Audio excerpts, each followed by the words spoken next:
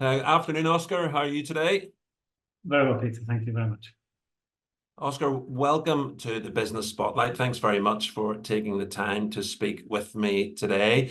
Could we start by, could you tell me a little about yourself, your background, and your business, please? Yes, of course. I've been living in Northern Ireland for 24 years now, just longer than I've not lived in Northern Okay. Ireland. I moved here in year 2000 because I'd met somebody while I was backpacking, called Samantha. She brought me back here as a souvenir, and I just stayed. I fell in love with the place and stayed. And down the line, another good friend of mine, Annie, and I started a business called Suki Tea. So that was 19 years ago. And Suki is a specialty tea company, and we're based down in Lisbon. We were in Belfast for 18 years, and we just moved factory, nice eco factory. But what our business does is look after hospitality mainly. We sell a lot of tea online, direct to people's houses, but we look after hospitality for that slightly better cuppa than you can get at home. I'm gonna be confess, Oscar. I've definitely heard of Suki Tea. I've Uh, seen. I know the look of the pod. I've actually bought my mum one, but I never realised that it was a local brand, born and bred here in Northern Ireland. So that's great. It's a great share. Thank you very much, and for congratulations. 19 years in business is a terrific achievement. Could you tell me why tea? Where did that come from? so this goes back to one conversation I had with Annie, and like we challenged each other a lot on what we were doing with our lives and jobs. You know, we were happy, and you check in with friends, don't you? So we had this one conversation. It was September the 4th, 2004, and we were walking through Orme Park to go and get a cuppa, actually. And we talked about lots of different ideas. And really, it was just the challenge of, like, if you were going to do something else, what would you do? That was the chat. And we've both done it's called the Go For It course with Invest NI. So we knew the basic nuts and bolts of what business might entail. So I think we had a bit of confidence to chat about that. And we discussed organic pizza shops. We discussed art galleries or design business or an amalgamation of all of them. And then eventually, just as we landed through into town, we decided that we would take on the hospitality industry and open a tea house. And it was just going to be one cafe. And so the actual business name is Suki Tea House Limited, because it was going to be like, we had this, we didn't really know what it was going to be. It was like, let's just turn the idea of a coffee shop on its head and just sell tea. So that's what we shook hands on all those years ago. Just chance conversation, really. And did that stand alone? Did that ever happen, or did it morph into more of the tea, the supply of quality tea? Yeah, I mean, we didn't have much business experience. I'd started a couple of design, I'd worked on a few projects in the past, but nothing really solid. So we had to learn what a business did in the first instance. But and we knew that if we were going to set up this tea house, we'd need some cash. So we went to St. George's Market and started. I mean, like really, really early days, it was rubber stamped. I got a bit fussy about how we decorated the bag, so you'd get a pen and dip pen and ink and handwrite all the ingredients on the back. And a friend of ours helped us set up a website. So all of these things started to generate a bit of income. But then we realized that we were still quite a way off setting up this cafe. And then and then hospitality kind of called, really. And it was Coffee Yard in Hollywood. Jim, who was running that, he said, look, I've just set up this cafe. Is there any chance you could sell us some tea? We've been buying this from the market. We really like it. We think you're onto something. And it was a strange one, because we were like, oh, actually, that's going to conflict with what we're going to do. And he said, well, don't do that then. And I think, we were flexible enough to go, okay, you look wise, sure, we'll just take your advice. And then, of course, a complete other market opened up to us that we hadn't really considered, which was the thousands of coffee shops that were barely doing coffee that well and definitely weren't doing tea that well. So we just went, right, okay, here's the business plan, rip it up, let's go again. And we got heads down and wrote a business plan all about hospitality. Wow. And then 19 years later, here you are. Yeah, and a few lucky moments along the way as well. Like we bumped into some distributors who were interested in taking it on. Just an eye open for opportunity. I think that's what Annie and I have definitely got. And are there any business leaders that have influenced you along the way? Um, early on, you take the advice, and we'll always listen to advice, and we're always learning something. But very early on, Nicky McQuillan from the street gave us some advice, which we've held on to tightly and continue to use. Remember the street cafes? I do, yes. Michael and Nicky, and it was higher, better than you, and that always resonated with us. And we just went, okay, right, yeah, sure, that makes so much sense. And like really early on in the business, you're trying to hold on to so much. You're trying to hold on to control a lot, and it's really hard to kind of let go. And then we realized, we took that advice and saw it pay off instantly, and we've continued to do that. Brilliant. I'm pretty sure I've heard that attributed to Steve Jobs as well, where he just Maybe wanted to hire smarter people. Well, I attributed it to her. Maybe she was just talking about Steve Jobs' quote. Maybe it was. But for me, it was I got the advice from her. So Oh, it's a terrific piece of advice, and yeah, it's a great share. Look, who's the first person that springs to mind whenever you think about the word success, Oscar? success is, if anyone, it's more. So I see brands as successful because there's so many people behind them. So if I kind of look at success, I go, right, okay, well, companies like Lush. I can't remember the Liz Bennett. There was a whole team of them, but like Lush and Green and Blacks, Craig Sams, he started that. But they just saw something that was very everyday and quite saturated almost, and just said, right, we're gonna do this a very different way. And we're gonna do it from the consumer perspective. And so that, I think that's what inspired us early on. It was like, well, tea's tea, yeah, everybody knows it's a saturated market and it's very traditional in its way as well, but we wanted to ruffle feathers. And I studied illustration. So, I didn't really pursue that as a career, but Oliver Jeffers has done an amazing job. His books, like Belfast Born, and I think he's in New York now.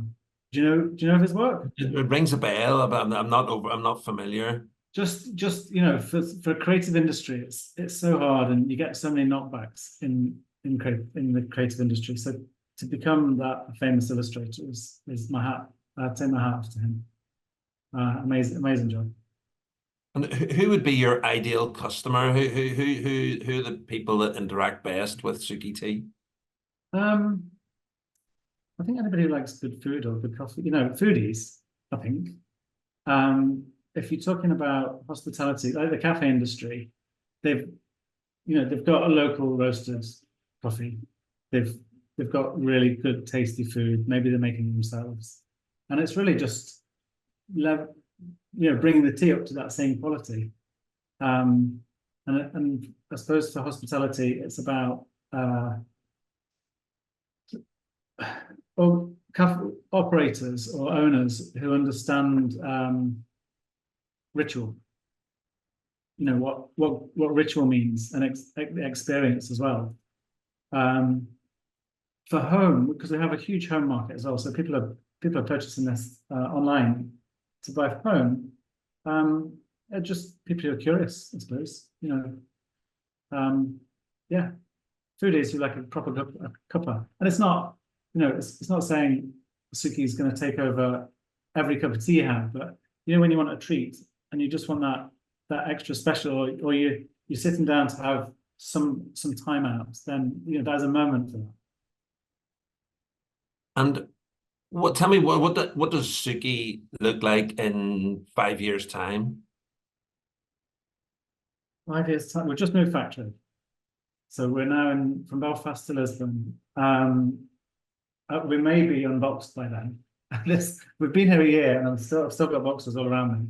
But we decided to move to eco factory, so it's 100% wind and solar powered, and just as the product we buy in and everything is comes from a good place, and it's fair trade, and we make sure everybody along the chain is looked after. So the building was the last thing. The packaging as well, it's all plastic free.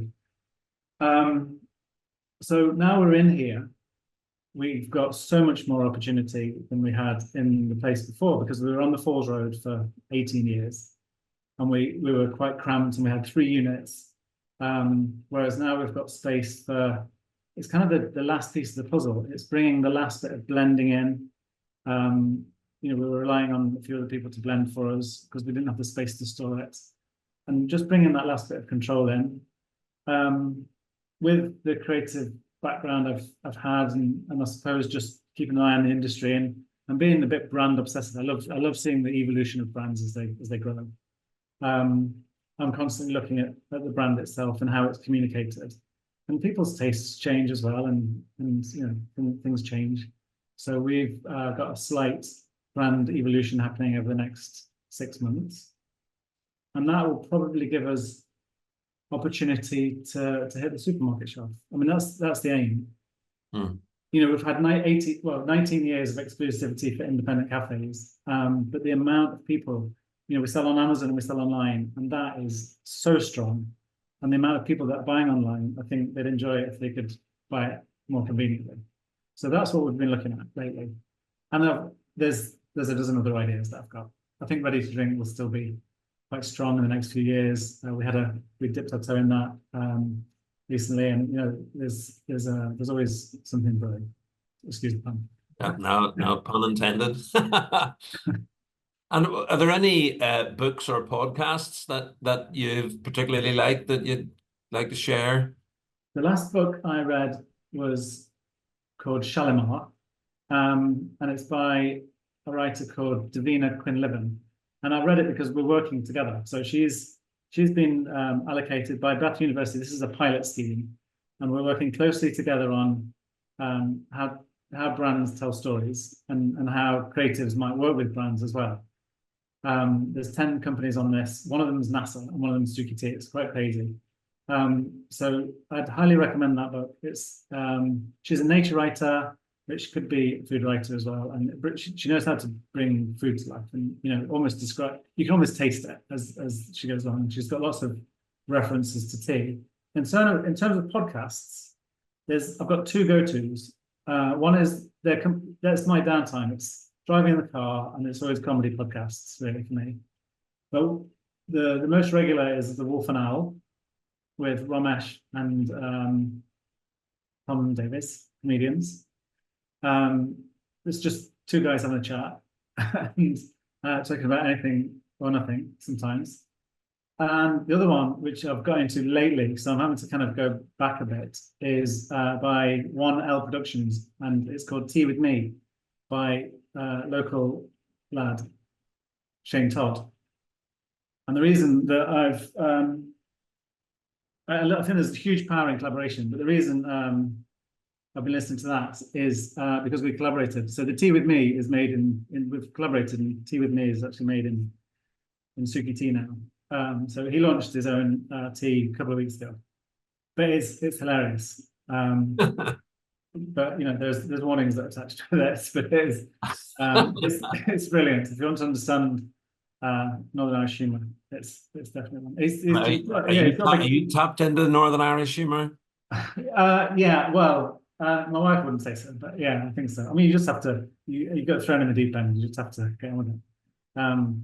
It is.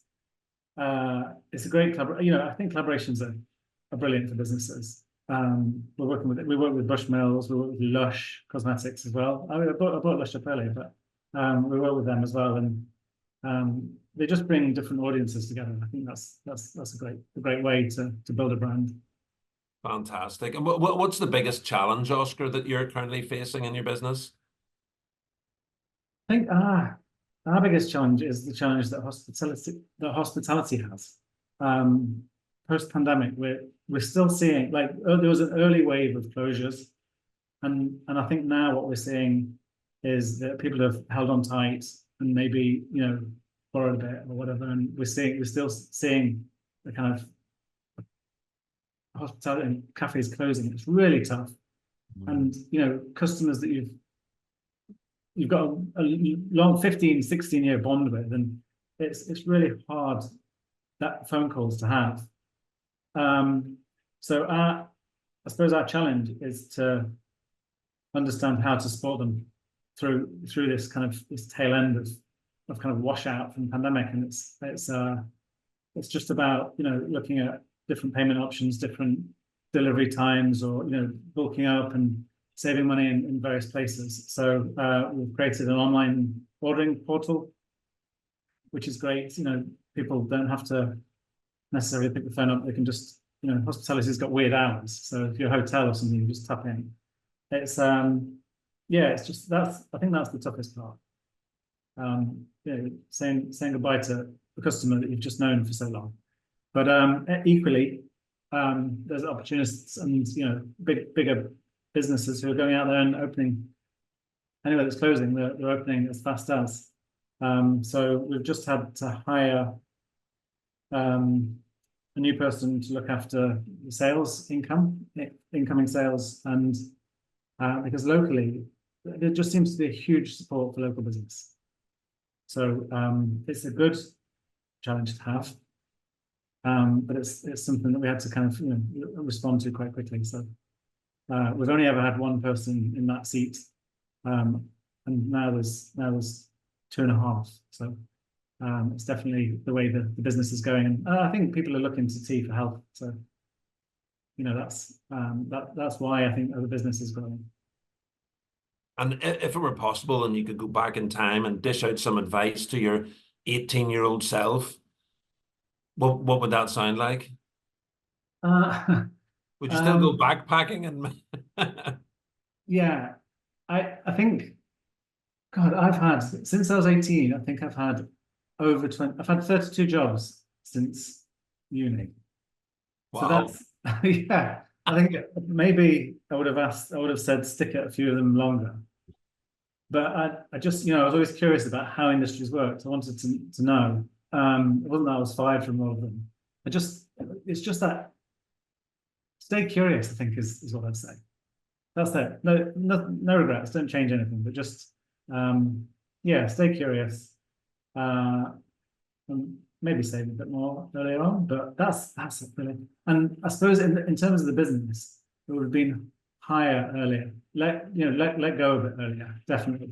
I was really determined to kind of control every aspect of the business, and early on, about 4 years in, that hit me a bit because I wasn't working regular hours, and so I think that would have been, when the time comes, just take it easy a bit and relax a bit and trust the other, trust the team.